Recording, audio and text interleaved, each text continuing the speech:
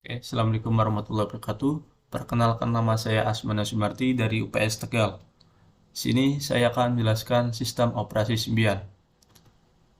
Pengertian sistem Symbian. Symbian adalah sistem operasi yang dikembangkan oleh Symbian Ltd yang dirancang untuk peralatan bergerak atau mobile yang saat ini Symbian OS telah banyak digunakan oleh berbagai vendor produk peralatan komunikasi mobile pada berbagai jenis produk mereka yang bervariasi. Variasi dari sisi hardware ini di mana Symbian OS diimplementasi dapat dimungkinkan karena sistem operasi ini memiliki antarmuka pemrograman aplikasi.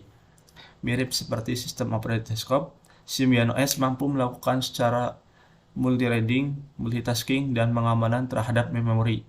Dan semua pemrograman pada Symbian dilakukan secara event-based, yang artinya hardware CPU menjadi tidak aktif ketika tidak ada inputan berupa aktivitas tertentu. Oke, Symbian OS sendiri bukanlah software yang sifatnya open source secara penuh, karena meskipun terdapat kesetiaan API dan dokumentasinya yang banyak membantu pihak pengembang aplikasi untuk membuat software yang berjalan di atas sistem operasi ini dipublikasi untuk umum, namun tidak untuk kode source sendiri. Oke. Kemudian kita ke sejarah. Pada tahun 1980 berdiri perusahaan pengembang software Psion yang didirikan oleh David Potter. Produk itu diberi nama OPEC. Sistem operasi ini lebih difokuskan pada penggunanya di telepon bergerak. Nah, pada tahun 1998 terjadi sebuah kerjasama antara perusahaan Ericsson, Nokia, Motorola, dan Psion untuk mengeksplorasi lebih jauh ke konvergesian antara PDA dan telepon seluler yang diberi nama Symbian. Nah, pada tahun 2004, Psion menjual sahamnya dan hasil kerjasama ini menghasilkan Epoch Release 5 yang kemudian dikenal dengan Symbian OS versi 5. Sistem operasi dari Symbian OS versi 5 itu sudah mulai mengintegrasi kebutuhan implementasi aplikasi pada perangkat seperti PDA selain telepon seluler.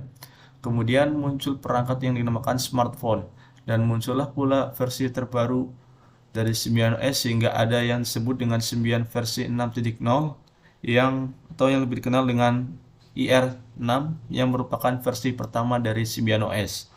Sifatnya terbuka, karena pada sistem ini dapat dilakukan instalasi perangkat lunak oleh berbagai pengembang aplikasi. Nah, pada awal tahun 2005 muncul Symbian OS versi 9.1 dengan sistem keamanan platform yang baru dikenal sebagai Capability Based Security. Sistem keamanan ini mengatur hak akses bagi aplikasi yang akan diinstal pada peralatan dalam hal mengakses API. Muncul pula yang disebut dengan OS versi 9.2 yang melakukan perbaharuan pada teknologi konektivitas Bluetooth dengan digunakan Bluetooth versi 2.0. Sedangkan yang terbaru Symbian OS mengeluarkan Symbian OS versi 9.3 yang dirilis pada tanggal 12 Juli tahun 2006 yang telah mengusung teknologi Wi-Fi 802.11 dan HSDPA yang sebagai bagian dari komponen standarnya. Oke. Kemudian ke arsitektur sistem operasi yang secara umum arsitektur Symbian OS sendiri dapat digambarkan menjadi 3 lapisan berdasarkan penggunaan API yang tersedia, yaitu lapisan pendukung, application utility layer yang mendukung orientasi pada aplikasi yang memungkinkan aplikasi lain atau yang di luar sistem operasi berintegrasi dengan aplikasi yang tersedia pada sistem operasi. Bentuk layanan lain termasuk proses pertukaran data dan manajemen data. Yang kedua, lapisan layanan dan framework antarmuka grafis. Yang lapisan ini merupakan framework API yang tersedia untuk memberi dukungan terhadap penanganan input user secara grafis maupun suara yang dapat digunakan oleh aplikasi lain. Yang ketiga, lapisan sistem API dasar, yang dimana lapisan ini merupakan kumpulan API yang mendukung pengaksesan data memori, tanggal, dan waktu serta sistem dasar lainnya. Oke. Kemudian kita ke klasifikasi sistem operasi yang berdasar fungsionalitas dan hak akses dari API tertentu. Tujuan dari division sistem ini selain untuk membedakan API mana saja yang bisa diakses oleh aplikasi yang dibuat oleh pihak pengembang aplikasi, juga tetap memelihara integrasi dari layanan yang disediakan bagi pihak pengembang aplikasi dengan API yang umum digunakan. Hal ini juga dilakukan memaksimalkan interoperabilitas antara berbagai produk yang menggunakan Symbian OS terhadap 4 kategori dalam klasifikasi API yang tersedia, yaitu API Symbian umum yang dimana komponen ini merupakan inti dari Symbian OS. Yang kedua, Symbian umum tergantikan yang dimana komponen yang memerlukan kostumisasi dari komponen Symbian umum yang diperlukan untuk bekerja dengan ROM system jika dia inti install.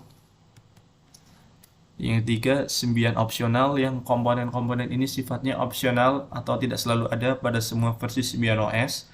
Yang keempat, Symbian opsional tergantikan yang dimana bentuk kategori ini mirip dengan kategori Symbian opsional yang dimana kumpulan API yang tidak terikat dengan API umum yang ada versi Symbian OS dan dapat ditambahkan oleh pihak pengembang dengan suatu lisensi dari pihak Symbian. Oke. Kemudian kelebihan Symbian yang pertama dirancang sebagai gabungan kemampuan komputer dengan ponsel. Yang kedua bersifat open application environment yang memungkinkan ponsel menjadi sebuah platform bagi pengembangan berbagai aplikasi dan layanan. 3. Open standard dan interoperability. Modul-modulnya mudah diimplementasikan secara fleksibel karena mendukung berbagai aplikasi teknologi dan pemrograman interface. Yang keempat, multitasking yang menekankan pada object oriented dan component based. Yang kelima, flexible user interface design sehingga mudah dikembangkan dengan inovasi yang diinginkan.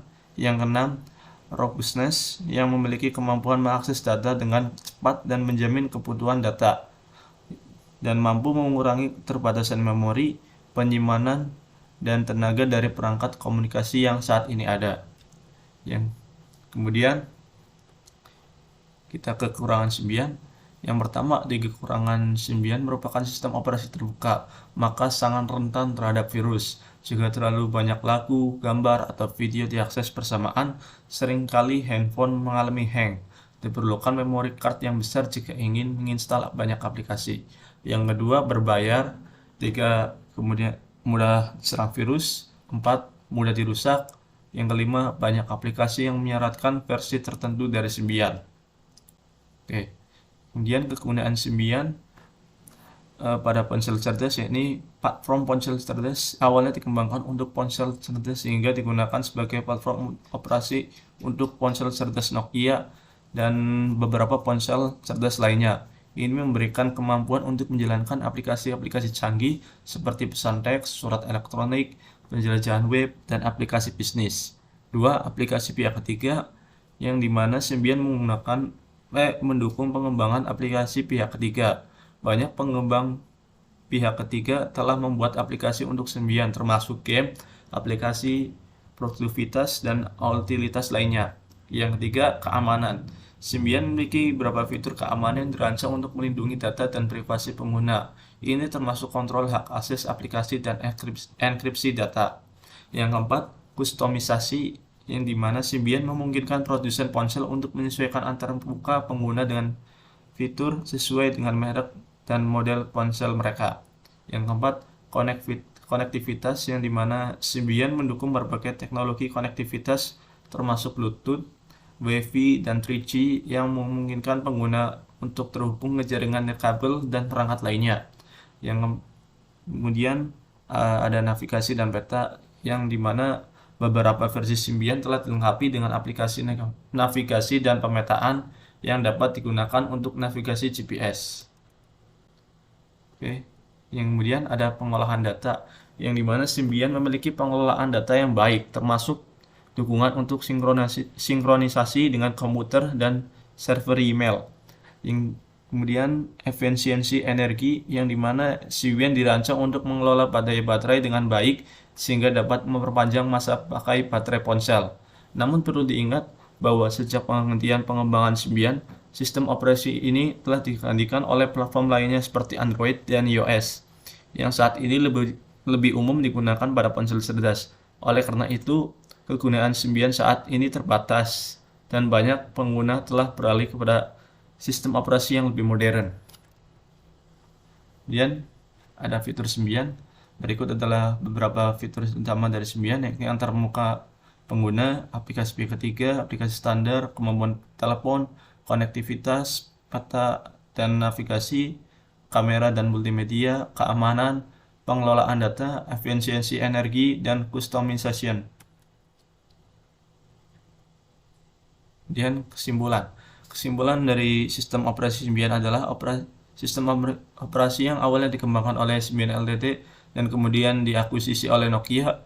Meskipun pada puncak kepopulerannya, Symbian sangat umum digunakan pada ponsel cerdas Nokia dan perangkat mobil lainnya. Namun sejak pengembangan Symbian, penggunaan sistem operasi ini telah menurun secara signifikan dan banyak pengguna telah beralih ke platform mobile yang lebih modern seperti Android dan iOS. Symbian memiliki berbagai fitur yang dirancang untuk mendukung penggunaan pada perangkat mobil, termasuk antarmuka pengguna yang dapat disesuaikan dengan dukungan aplikasi pihak ketiga, konektivitas, aplikasi bawaan, kemampuan telepon, dan banyak lagi. Meskipun sistem operasi Symbian pernah menjadi salah satu pemimpin industri ponsel cerdas, perkembangan teknologi telah membuatnya ketinggalan, dan saat ini sudah tidak umum digunakan lagi. Sekian dari saya mengenai sistem operasi Symbian. Kurang lebihnya mohon maaf. Assalamualaikum warahmatullahi wabarakatuh.